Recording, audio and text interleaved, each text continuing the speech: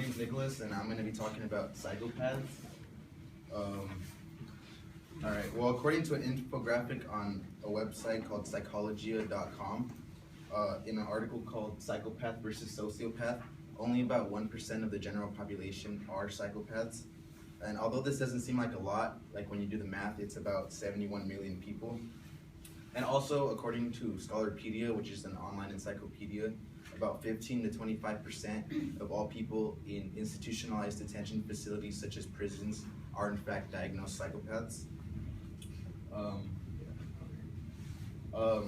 According to John Ronston, the author of the Psychopath Test, he talks about how psychopaths are really good at hiding that they are psychopaths. They kind of hide behind like this mask that makes them seem like they're normal so that they won't be detected.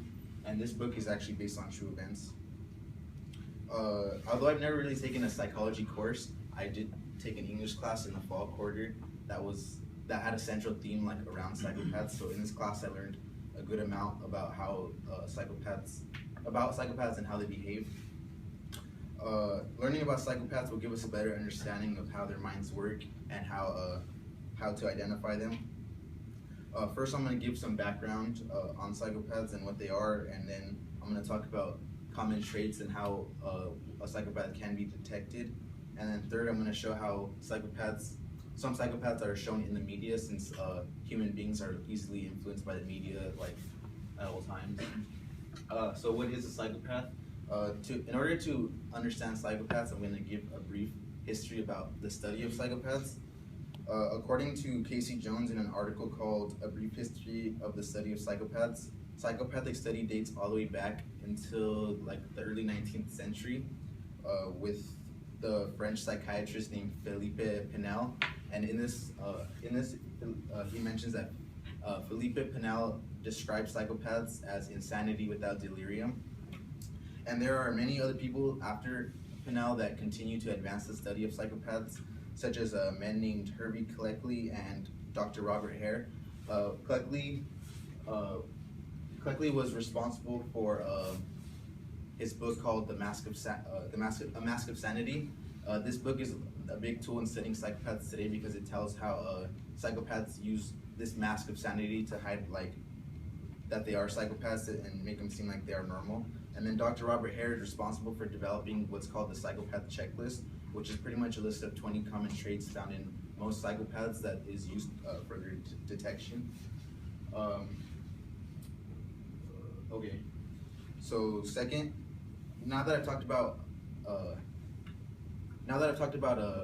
some history on the study of psychopaths, now I'm going to transition to what actually is a psychopath. So the first question to ask is, what is a psychopath? According to Scholarpedia, the online encyclopedia, psychopathy is defined as a personality disorder that is shown through affective and behavioral symptoms. In simpler terms, it is a personality disorder that affects a person's behavior. These psychopaths possess traits that cause them to act in different ways, such as acting violently and stuff like that. Based on what I've learned through reading the book, The Psychopath Test, it can be inherited through family, or it can be caused by like a traumatic experience early in someone's life that causes them to become the way they are. Now I'm going to talk about some of the traits. This man right here is Robert Hare, Dr. Robert Hare, and he's responsible for developing what's called the PCL-R checklist, which people refer to as the psychopath checklist.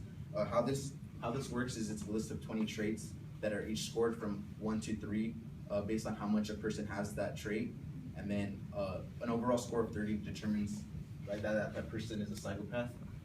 One of the most common traits that a psychopath has is their superficial charm.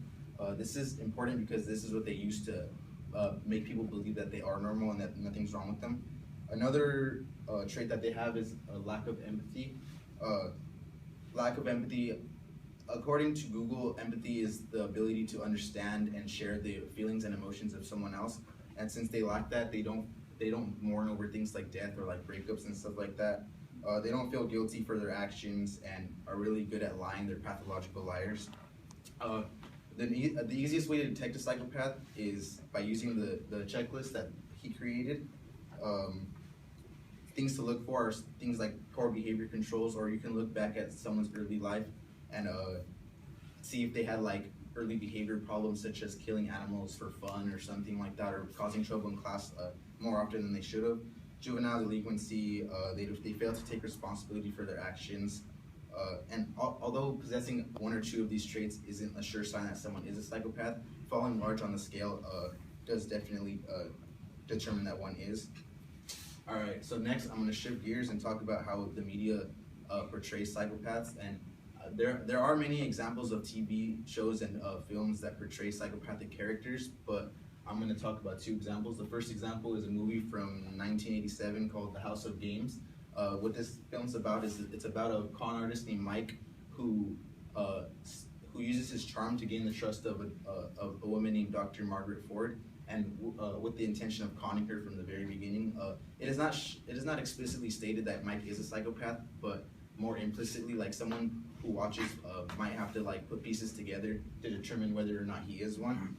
And the second example is the popular TV show Dexter. This show's about a man named Dexter who experienced a very traumatic experience when he was younger, causing him to become the way he is. He's a psychopath, and he's a serial killer that kills other serial killers, which is pretty ironic. There's no doubt that Dexter is a psychopath because he lacks empathy. He has all these traits that definitely determines that he's a psychopath. In conclusion, I hope you learned something about how psychopaths are and how they behave. First, I talked about some background and history on psychopaths, and then I talked about common traits and how one can be detected. And then third, I showed how the media portrays some psychopaths. A psychopath may live a full life and never be detected, so someone could probably think of someone with these traits and then make the conclusion on whether or not that person is a psychopath.